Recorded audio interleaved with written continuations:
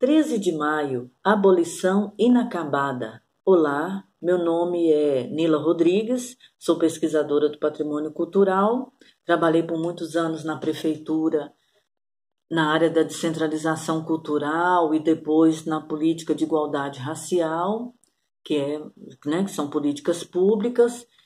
Sou mestre em estudos étnicos africanos, sou historiadora. Então, você sabe por que o 13 de maio é dito como uma abolição inacabada?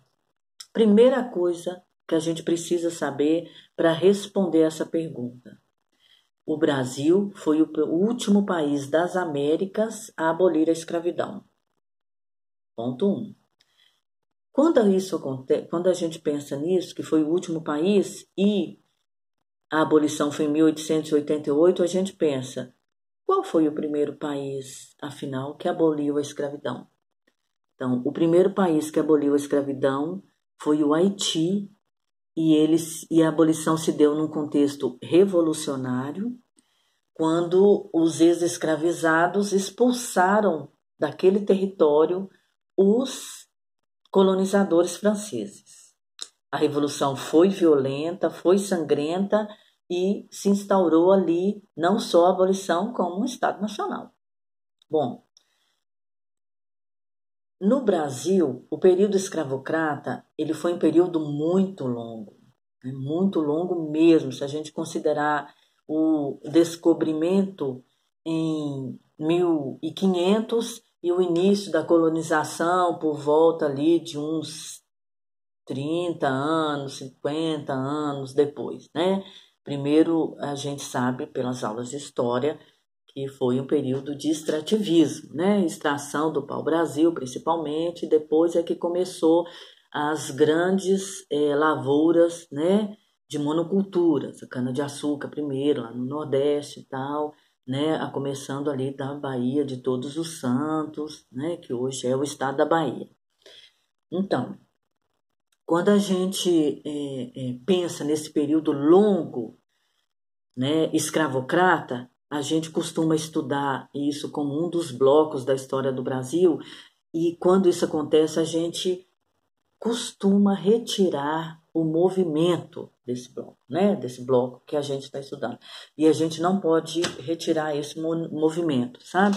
Porque se a gente está estudando, está pensando por que a abolição foi inacabada, e a gente já sabe a resposta disso, a revolução foi inacabada porque não deu direitos de cidadania aos ex-escravizados, né?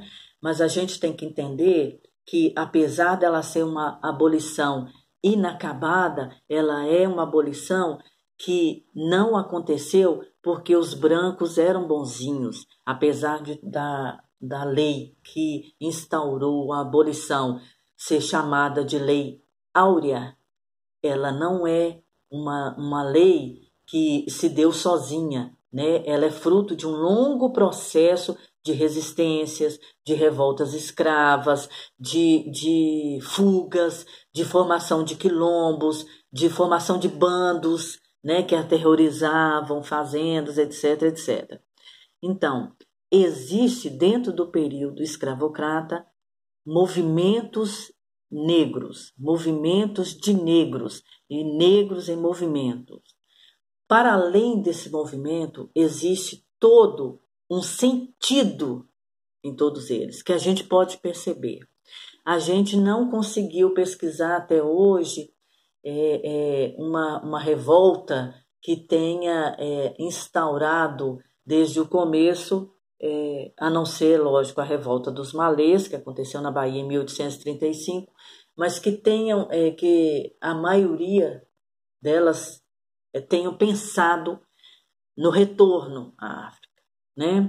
A gente sabe que a formação de quilombos, por exemplo, não é uma formação de quilombos enquanto se espera o retorno à África. Não é isso que acontece, né?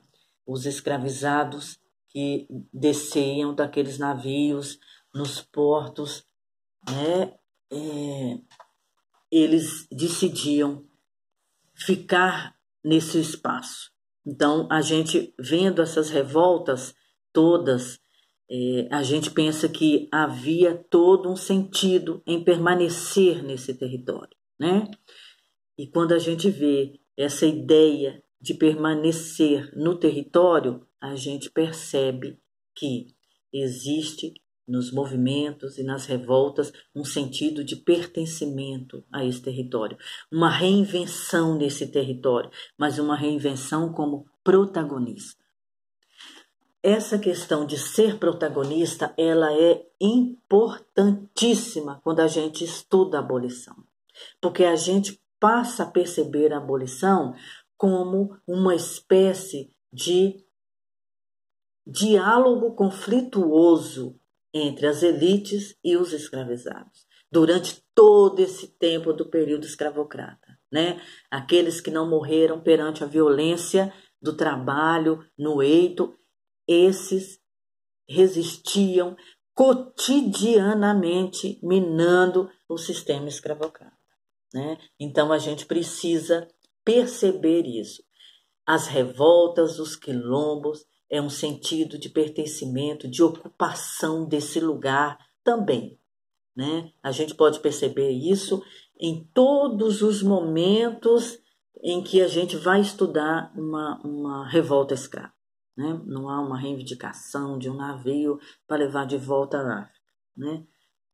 Bom, outra coisa que a gente precisa pensar, se há o pertencimento, se há esse desejo de ocupar o território, se há essa marca na descendência, né?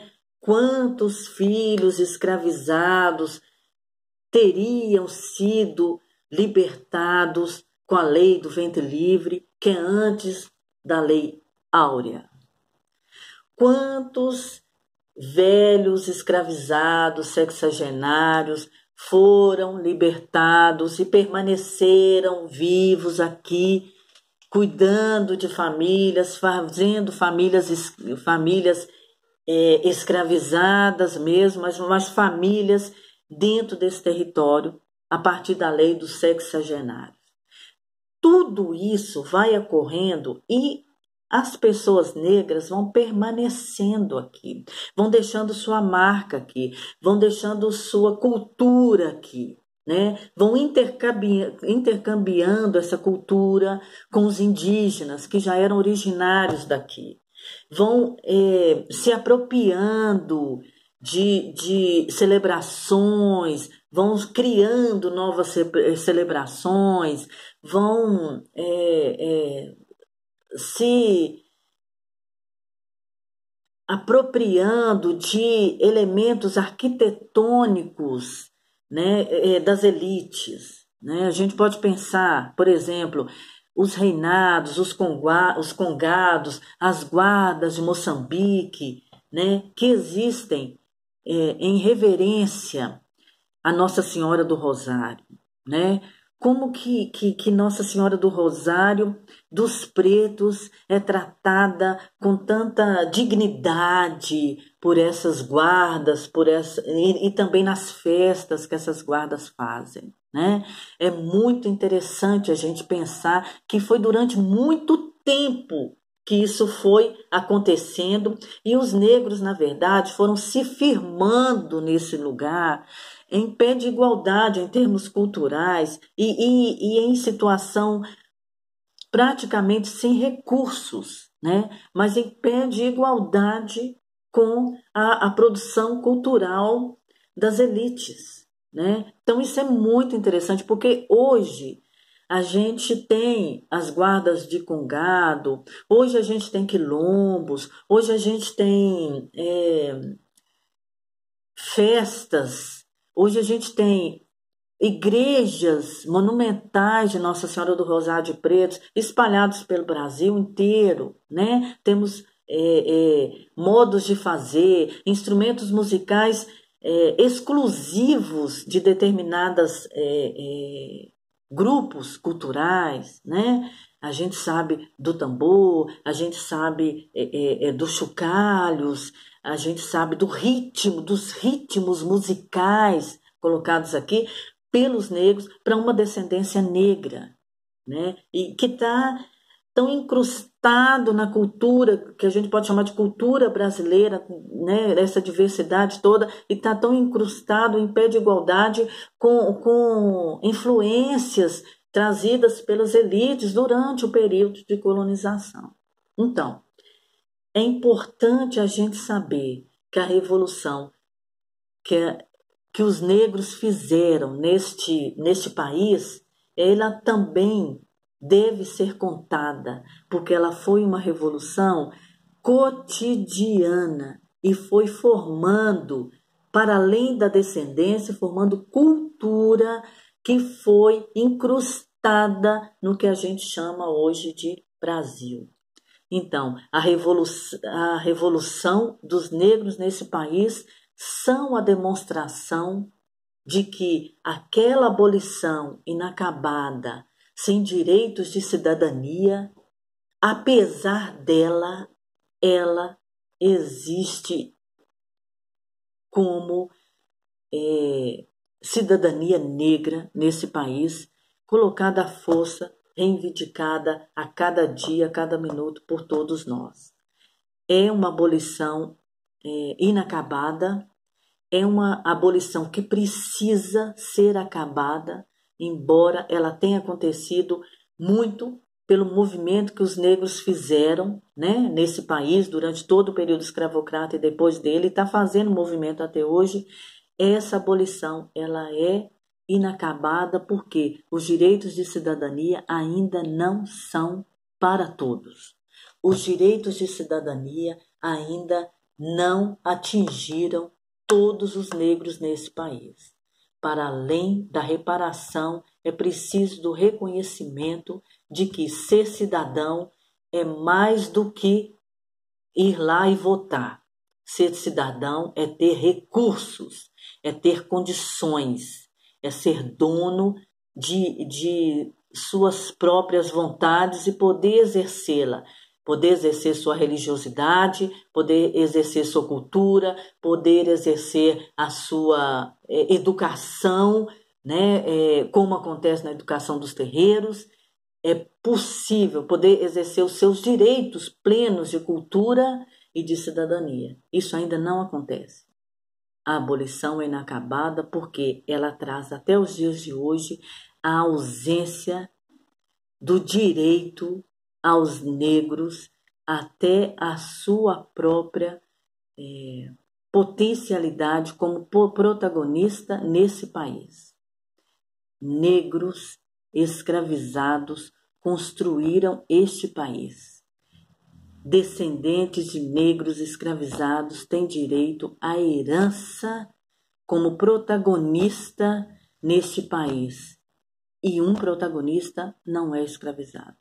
O protagonista é ator da sua própria história, e nesse país os negros, e tanto quanto os indígenas, são atores, são importantíssimos para que esse país exista como tal.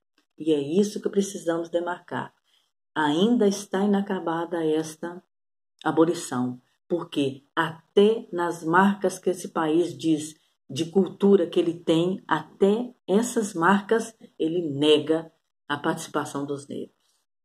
Nós precisamos reinventar esse país reconhecendo os negros como protagonistas desta história, junto com os indígenas, porque até hoje, em 13 de maio de 2020, a gente ainda ousa não considerar negros e indígenas como protagonistas de uma história que seria bem diferente se eles não estivessem por aqui. Muito obrigada.